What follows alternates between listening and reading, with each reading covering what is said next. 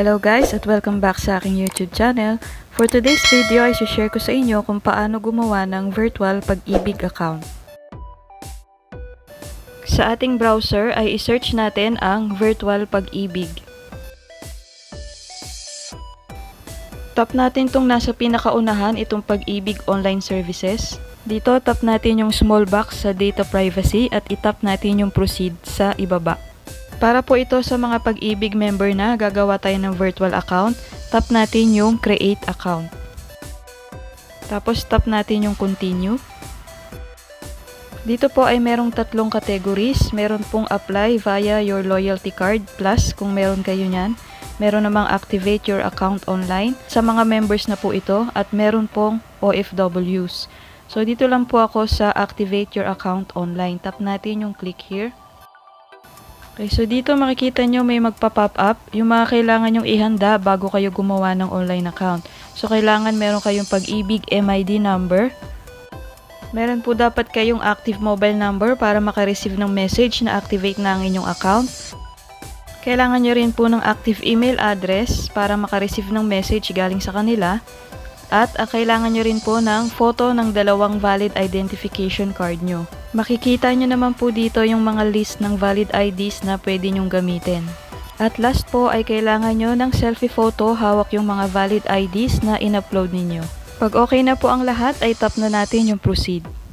Dito na tayo sa account creation. Sagutan lamang po yung mga hinihinging information dito sa boxes na yan. At make sure po na tama lahat ng mga spellings at lahat ng mga information na ilalagay nyo. Pati po yung inyong pag-ibig MID number. Pag okay na ay tap nyo yung proceed. Makaka-receive po kayo ng one-time PIN or OTP doon sa cellphone number na ni-register nyo.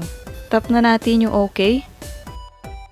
Dito nyo po ilalagay yung one-time PIN or yung OTP code na na-receive nyo sa inyong cellphone number.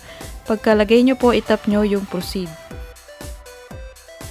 Tapos na tayo sa member information, dito naman tayo sa user account.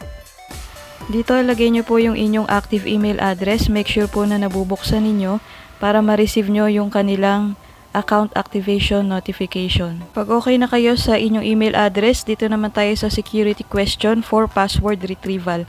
Ito pong security questions ay kung halimbawang nakalimutan nyo yung inyong password at kailangan nyong i-retrieve, itatanong sa inyo itong mga security questions. Pipili po kayo ng 3 sa lahat ng mga security questions dyan at lalagay nyo po yung sagot dun sa bawat isa. Okay, after po nyan ay dito na tayo sa verification. Dito po ilalagay nyo inyong place of birth. I-check nyo lang po yung small box kung kayo po ay born outside the Philippines. At sagutan nyo na lang po yung mga region, province, and city or municipality. At sa baba po nyan, ilagay nyo po ang pangalan ng inyong mother nung time na kayo ay ipinanganak. Kung siya ba noon ay dalaga pa or kasal na. Lagay nyo po dyan ang kanyang last name, first name, and middle name. At after nyan, doon na po tayo sa upload photo of valid ID. Dito po sa upload photo of valid ID, kung passport po ang gagamitin nyo, ay pwede pong isa na lang. Pero kung hindi naman, ay kailangan po 2 valid IDs ang inyong i-upload.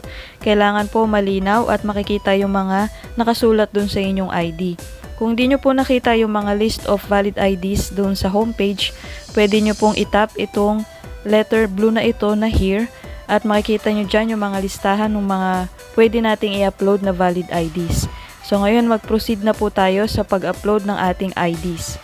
Makikita nyo po dyan yung requirement ng picture na kailangan nyong i-upload, yung allowed file types at saka yung allowed file size. At pipiliin nyo dyan kung passport ID ba or other IDs. Kung di po passport ang gagamitin nyo, tap nyo yung other IDs at saka tap nyo yung select files para piliin yung IDs na i-upload nyo. Pag napili nyo na po yung IDs na i-upload nyo, mag-proceed na tayo sa upload IDs. Para makapag-upload kayo, tap nyo yung select file at pagkatapos ay piliin nyo yung picture ng ID na i-upload ninyo.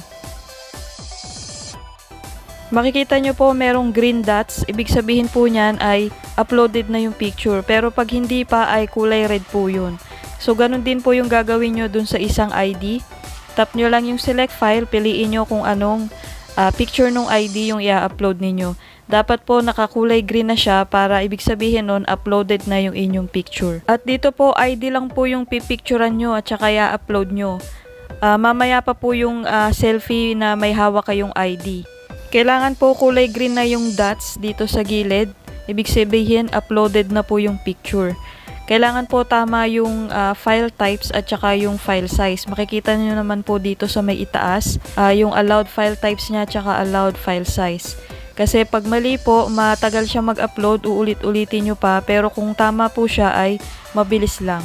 Proceed na tayo dito sa upload selfie holding and showing your valid ID. So magpipicture po tayo dito ng selfie. Hawak-hawak natin yung mga IDs na in-upload natin. At make sure po na malinaw at nakikita po yung mga nakasulat dun sa ID. Nakapag-selfie na po ako kanina at nai-upload ko na rin dito. Same procedure lang naman po yung pag-upload kung paano nyo in-upload yung ID nyo. Ganun din po dito. Kailangan din po tama yung file type at saka yung file size para mas mabilis siyang ma-upload. Kailangan po ay may green dots din siya. Ibig sabihin ay uploaded na ang inyong selfie photo. After nyan, i-scroll up natin, i-check natin yung small box at i-tap natin yung submit. Yan, successfully created na yung ating Pag-ibig virtual account. Pero hindi pa po tapos yan dahil i-validate pa po nila yan. Magme-message po sila sa atin, sa ating SMS, dun sa cellphone number na niregister natin at saka dun sa ating email address. Malalaman po natin kung approve ba yung ating ginawang account.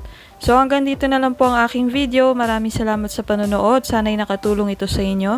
Huwag kalimutang mag-subscribe at itap ang bell button para laging updated sa mga bago kong videos. Maraming salamat!